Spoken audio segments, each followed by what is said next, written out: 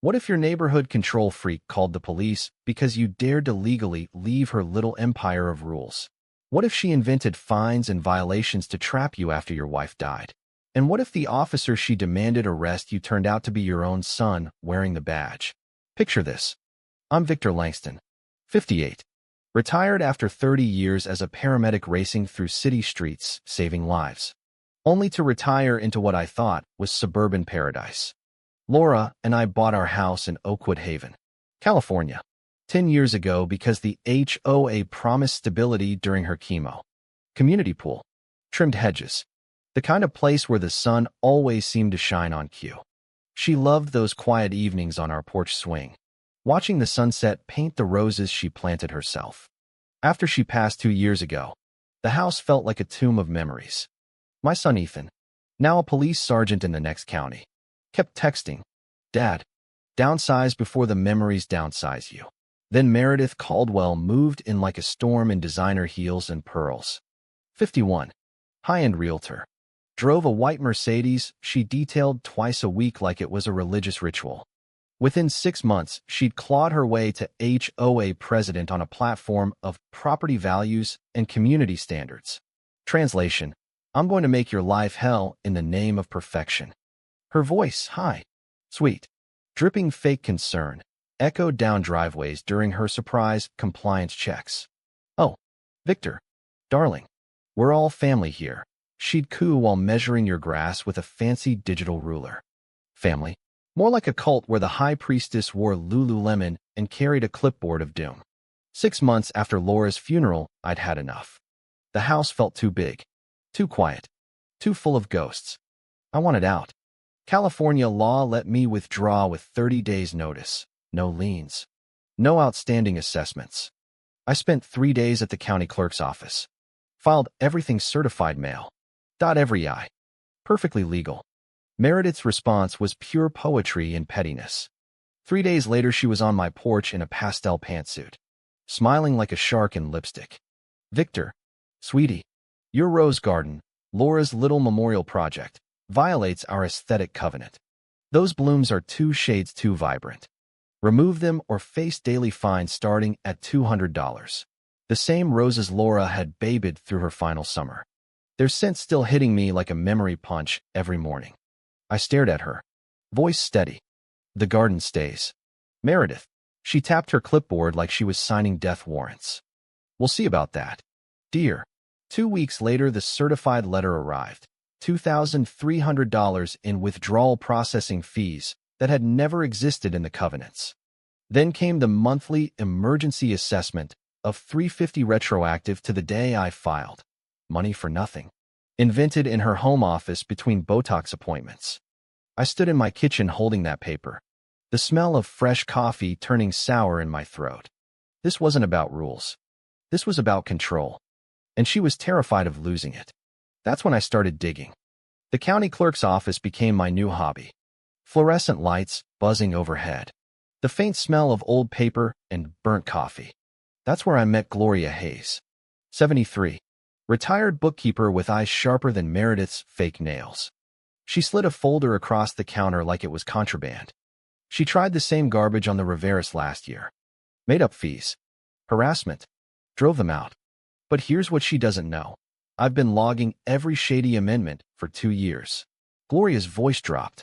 Any fee increase needs 67% homeowner approval and county filing. Hers? Never voted on. Never filed. She just decided. Armed with that, I filed a formal complaint for an audit.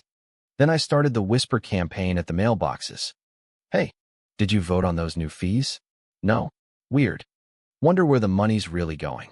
Doubt spread like cracks in perfect concrete. Meredith's smile stayed plastered on, but her eyes started twitching. Her next move was classic bully desperation. One afternoon, I came home to an empty driveway. My 1968 Mustang, the classic I'd been restoring in the garage every weekend. The one Laura used to sit in with me blasting old rock while we dreamed about road trips, gone. Towed for abandoned vehicle. The yard smelled of diesel and betrayal. Neighbor ran over. Breathless. Meredith called it in. Said it was an eyesore lowering values. The impound lot wanted 450 plus storage. I paid, teeth grinding. When I turned the key, that engine purred like it was laughing at her. That $485 mistake just became the most expensive error of her life. I wasn't alone anymore. Noah Rivera, 34, cybersecurity guy 3 doors down, showed up with coffee and a grin. Mr. Langston, those cameras you installed after the break-in? Totally legal. But let's upgrade them. Motion detection, night vision, crystal clear. If she trespasses again, we'll have HD proof of her little dictatorship. Within 48 hours, the new system caught Meredith making rounds. Whispering poison. Poor Victor. Unstable since Laura passed, bringing down values, mentally fragile. She even tried bribing Laura's old gardener to file fake permit complaints. The footage was gold, dark humor at its finest. Watching her scheme in 4K while her pearls bounced with every lie. Then came the city inspector. She sicked on me over the cameras. Unpermitted structures, he muttered. Clipboard in hand. 45 minutes of measuring and muttering. Finally, he looked up. Everything's legal. And between us, we've logged 6 false reports from the same address lately. Pattern like this? We keep records. He winked. Meredith had just handed me the rope to hang her with. False municipal reports. Misdemeanor escalating to harassment. But she wasn't done. A cease and desist taped to my door accused me of invading privacy with my cameras. A restraining order followed, claiming I'd threatened her at the last meeting. You'll pay for this, she swore I'd said. What I'd actually said was, the homeowners will pay for your lies eventually. She twisted it, perjured herself under oath, and got a judge to ban me from common areas. Sitting at my kitchen table reading that order while rain drummed the roof, I felt the same cold fear I'd felt watching Laura's monitors flatline. Not of her, but of how far a desperate tyrant would go to protect her throne. Gloria and Noah turned my garage into war room. Coffee, laptops, color-coded folders. She's not just harassing, Gloria said. Tapping bank statements. Look at these consulting payments to her own company, Landscape Advisory. Legal services, $52,000 missing. No approvals. No filings. She's been robbing us blind for 2 years. The numbers hit like a siren in the night. Meredith hadn't been enforcing rules. She'd been funding her Mercedes and designer wardrobe with our dues while terrorizing anyone who questioned her. We built the case like a paramedic prepping for the worst call of his career, chronological, airtight, undeniable. Fake withdrawal payment as bait. Mailbox cameras ready. Then came the emergency community meeting. 34 households crammed into the clubhouse. Meredith strutted in at 10 sharp. Pearls gleaming. Smile razor sharp. Ladies and gentlemen, before we address these ridiculous accusations, Gloria stood first. Explain the missing $52,000. Meredith. Every forged invoice. Every payment to your shell company. The projector lit up with bank records. Gasps turned to growls. You stole from widows on fixed incomes, someone shouted. Meredith's face went sheet white. But she doubled down. Voice shrill. This is a conspiracy. I'm calling the police right now. She dialed 911 on speaker, screaming. I'm being threatened by a dangerous mob. Send backup. Sirens wailed outside. The door swung open. In walked Sergeant Ethan Langston, my son, removing his sunglasses slow, taking in the projector, the crowd, his father standing calm among 34 furious neighbors. Meredith spun, finger jabbing. Officer, arrest him. That man has been stalking me, threatening me. Ethan looked straight at me.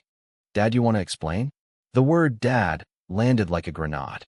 Meredith's mouth opened, closed, color draining until she looked like a ghost in pearls. Ethan's voice stayed professional ice. Ma'am, you just filed a false 911 call in front of witnesses, a detective, and a news crew. You're under arrest for grand larceny, organized fraud, multiple false reports, perjury, and about 6 other felonies we'll sort downtown. Handcuffs clicked. Meredith's designer heels scraped the floor as they let her out. Channel 7 cameras rolling live. The community erupted. Cheers. Applause. One guy actually slow clapping like it was a movie. Outside, red and blue lights painted the perfect lawns, the colors of justice finally served. 3 months later, the plea deal came down. Guilty on all counts. 18 months state prison. Full restitution of $78,000. Permanent loss of her real estate license. The new board, Gloria as president, slashed dues 40%. Added real transparency. No more surprise fines. No more measuring tape tyranny. Kids played basketball without citations. My roses bloomed brighter than ever. I stayed. Helped rebuild. Turns out fighting a suburban dictator forges bonds stronger than any HOA contract. Ethan grinned over Sunday dinner. Mom would have loved this ending. Dad, she would. And somewhere up there, I bet she's laughing at the perfect punchline. The tyrant who called the cops on the wrong widower and got handcuffed by his own son. The garage strategy sessions had been brewing for weeks. But that Saturday morning, the air in Oakwood Haven smelled sweeter than fresh-cut grass, because it finally belonged to us again. Meredith's social media smear campaign the night before had backfired spectacularly. Fake accounts posting doctored photos of me damaging property, urging neighbors to protect their families from the unstable widower. Noah traced every IP straight back to her home computer. Channel 7 showed up at my door at 8 a.m. Expecting a neighborhood spat, they left with hard drives full of embezzlement proof and a lead story that would air that night. But Meredith wasn't finished digging her own grave. At 9:30, she filed yet another false police report claiming I'd violated the restraining order and was armed and dangerous outside her house. The responding officers were the same ones who'd logged her previous 7 bogus 911 calls. When body cam footage showed my Mustang parked at Noah's the entire time, their patience snapped. "This ends today," the senior officer muttered. By 9:55, the clubhouse was packed. 32 households, plus the news van outside. Meredith arrived exactly on time, trying to gavel the meeting like nothing had happened. Before we entertained these baseless attacks, Gloria cut her off with the projector. Bank statements filled the screen like a rap sheet. Forged invoices.